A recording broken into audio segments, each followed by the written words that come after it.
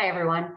So it's my pleasure to be here and to tell you all about the next slide, which is about the best practices component. And as you've heard a little bit from Ron and Corey and Dan, when Richard first started talking to me about Thrive, I think there was many things that excited me about the initiative.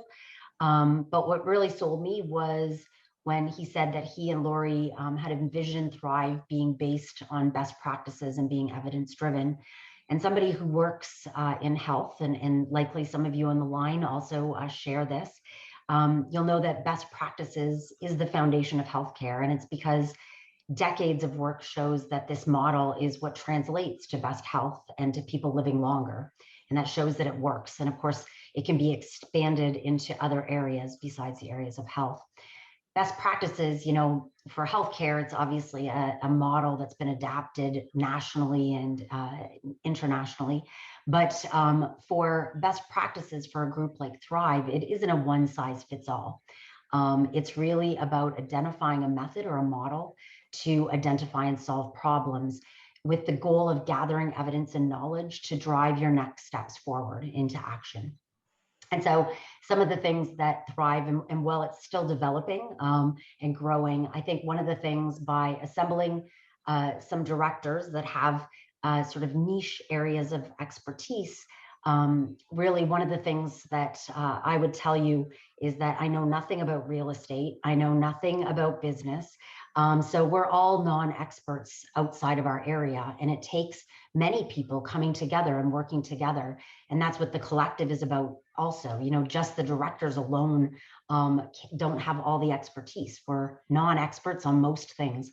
And so one of the things that, I was really excited to hear is that Thrive is committed to bringing experts to the field and to the table around the areas that we want to tackle.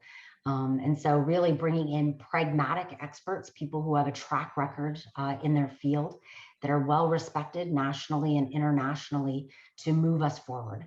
And with those experts, our committee is really committed to identifying the existing practices and knowledge that are out there.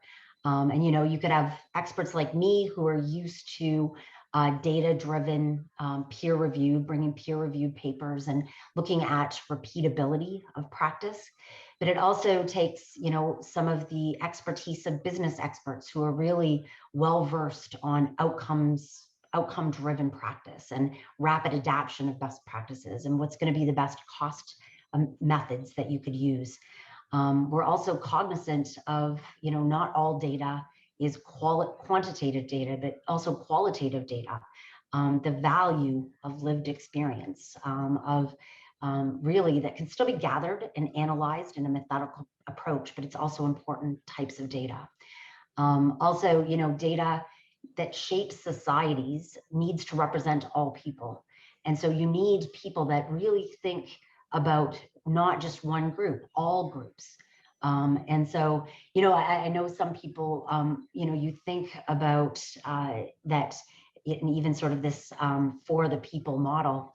For the people really is a political statement trying to make people think that we all have expertise. All the people have expertise. We're all the people, right? And what really we want to do is bring that all together. And, I think one of the best things about best practices is it doesn't remain the same. You have to have a model that is able to be evaluated, able to be refined. Sustainability is an important piece, and that you're able to be current and agile. So you're constantly looking at how you can be better. And, a big piece of that is being open-minded and committed to change, being committed to moving forward. And so that's the best practices model in a nutshell. So I have a few questions for you. So first of all, why, in your opinion, is this discipline so important for Thrive and for yourself? Yeah, I think a big piece of what you want to do when you're thinking about important decisions, how to move forward, is that by gathering all of the data, it's setting you up for success. There's no sense continually recreating a wheel when there other people have done things. So let's learn from other people. That's the smart way to go. But then also recognizing that, can we look and see, from our population, what are our evidence from other places that look like us, that have models like us, and some of it might be even novel data collection, right? Saying, can we bring other pieces of data to the table so we make sure that we are moving forward in the best way.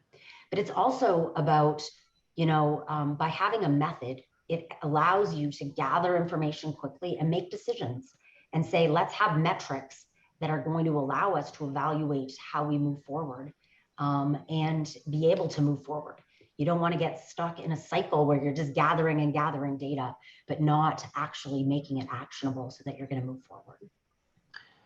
I would assume that, and it might be safe to say that utilizing these best practices should help with, misinformation, various things being, every community has it. Let's be serious. No matter what we're fighting for in anything in life, there are the people that just throw out misinformation. Sometimes, not purposely, they hear something and they don't research it and they throw it out there, right? Or sometimes it's, things like social media is terrible for passing on information. And sometimes it's even, not from the best experts. And so, people that claim to be experts, but they're not experts. And that's why I think when you're deciding on expertise that you're going to listen to, you want to make sure that those experts are pragmatic, that they do have that track record, right? That they are evaluating the data and you have people around them that are going to ask questions. Asking questions is important. You just don't want to get in a cycle where you're not being open-minded and you're not listening to the data that's coming forward. It's so important to really go into things saying, I want the best for our community. So we want to look at what data is out there. We want to be open-minded. Then we want to make decisions and move forward.